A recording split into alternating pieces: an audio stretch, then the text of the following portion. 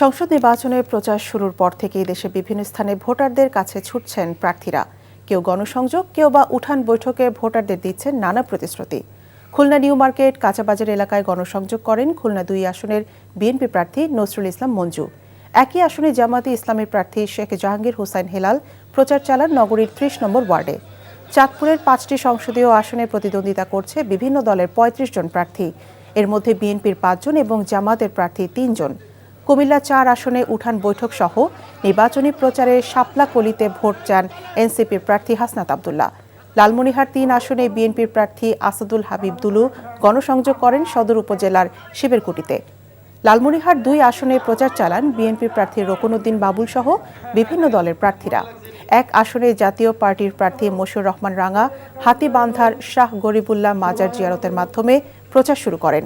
এছাড়া দেশের বিভিন্ন স্থানে নির্বাচনী প্রচারণা চালাচ্ছেন বিভিন্ন দলের প্রার্থীরা।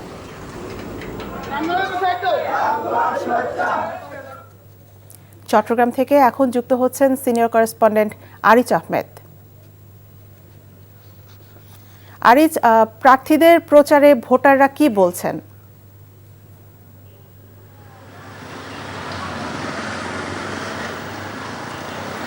সুরভি, চট্টগ্রামে 16টি আসনের জনপদ এখন বুথের মাঠে প্রচারণা আসলে লড়াই শুরু হয়েছে। তো প্রার্থীরা যেমন অঙ্গীকার করছেন ভোটারদের কাছে, তেমনি ভোটারদেরও তাদের প্রার্থীদের কাছে অনেক কিছু চাওয়া আছে এবং সেই দাবিগুলো তারা করছেন। তো প্রার্থীরা তাদের নিজ নিজ সামর্থ্য অনুযায়ী তারা আশ্বাস দিচ্ছেন তারা যদি নির্বাচিত হয় তারা শান্তির জনপদ করবেন। তো আপনি জানেন যে চট্টগ্রামে 16টি আসনে সবকটিতে বিএনপি তাদের প্রার্থী দিয়েছেন এবং জামাত ইসলাম ও তাদের যে 10 দলীয় জোট সেখানে তারা প্রতিটি আসনে তারা প্রার্থী দিয়েছেন। এর মধ্যে শরিক দলকে তারা 3টি আসন ছেড়ে দিয়েছেন।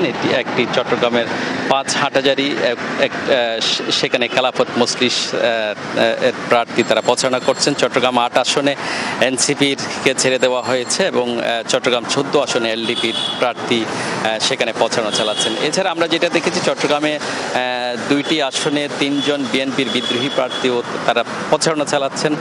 একটি চট্টগ্রাম 14 আসনে 2 জন এবং চট্টগ্রাম 15 আসনে একজন বিএনপির বিদ্রোহী প্রার্থী আছেন। এর পাশাপাশি জাতীয় পার্টির 6 জন প্রার্থী এবং ইনসানিয়াত বিপ্লবের 8 জন প্রার্থী, গণ অধিকার পরিষদ সহ বিভিন্ন দল, প্রায় চট্টগ্রামের প্রায় 25টি দল এই নির্বাচনী প্রচারণায় তারা প্রচারণা চালাচ্ছেন। সুরভি, এই ছিল এখানকার সর্বশেষ। চট্টগ্রাম থেকে জানছিলাম নির্বাচনী প্রচারের খবর। আমরা এই মুহূর্তে চলে যাচ্ছি খুলনায়, সেখানে আছেন আমাদের সিনিয়র করেসপন্ডেন্ট মোহাম্মদ আবু তৈয়ব।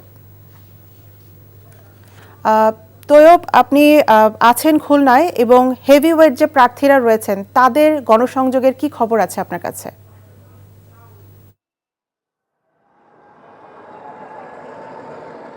জি, আপনি একটু আগে খবরে যেমনটি বলছিলেন, খুলনায় কিন্তু মোট 6টি আসনে মোট 38 জন প্রার্থী রয়েছে। বিএনপি ওই 6টি আসনে প্রার্থী রয়েছে।